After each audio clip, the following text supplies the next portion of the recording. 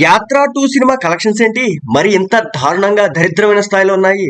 చివరికి సంపూర్ణేష్ బాబు సినిమాకి కూడా ఈ స్థాయిలో కలెక్షన్స్ రావని చెప్పొచ్చు. లేదంటే ఒక అప్కమింగ్ హీరో తన ఫస్ట్ సినిమాతో వస్తున్నా సరే ఈ రేంజ్ లో కలెక్షన్స్ రావని చెప్పొచ్చు. మరి ఇంత దారుణంగానా?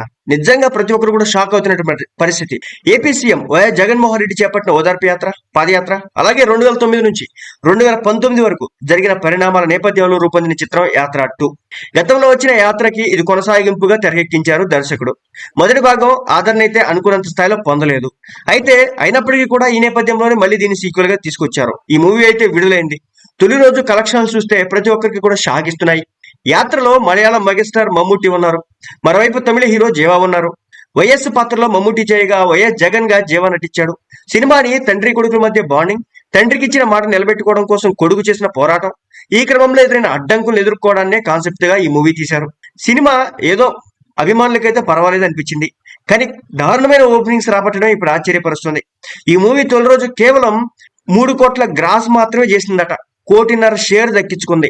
యాత్రకి మొదటి 5.5 కోట్ల గ్రాస్ అయితే వచ్చింది. అంటే యాత్ర సినిమా ఏదైతే లాస్ట్ ఎలక్షన్స్ ముందు రిలీజ్ అయిందో దానికి మాత్రం మొదటి రోజున 5.5 కోట్ల గ్రాస్ వచ్చింది. 3 కోట్ల షేర్ వచ్చింది. ఇప్పుడు అందులో సగం మాత్రమే వచ్చింది. పైగా ఇప్పుడు వైఎస్ అభిమానులు యాక్టివ్ గా ఉన్నారు. ఏపీలో ఏకంగా ప్రభుత్వంలో ఉన్నారు. వైసీపీ అభిమానులు చూసి ఈ మూవీ సంచలనాలు క్రియేట్ చేస్తుందని అంతా అనుకున్నారు. కానీ ఇంత తక్కువ ఓపెనింగ్స్ రావడంతో ప్రతి ఒక్కరు కూడా ఆశ్చర్యపోతున్నారు. ఇక రెండో రోజు ఈ మూవీ మరింత డ్రాప్ అయిపోయింది. ఎక్కడా కూడా హౌస్ఫుల్ బోర్డులు కాదు కదా, మినిమం కూడా లేనటువంటి పరిస్థితి. బుక్ మై షోలో చాలా థియేటర్స్ లో గ్రీన్ నెంబర్స్ అయితే పూర్తిగా కనిపిస్తున్నాయి. కనీసం సగం కూడా ఫిల్ కావట్లేదు. ఇది మూవీ డ్రాప్ అవుతుందని కానీ ఇది అంతా కూడా మూవీ డ్రాప్ అవుతుందని సంకేతాలను అయితే ఇస్తుంది. మరి మున్ముందైనా పుంజుకుంటుందేమో చూడాలి. అయితే దీని మీద ఎలాంటి ఆశలు అయితే లేవు. అయితే ఈ మూవీని వైసీపీ ఎమ్మెల్యేలు టికెట్లు కొని ఫ్రీగా చూపించబోతున్నారనే ప్రచారం అయితే జరుగుతుంది.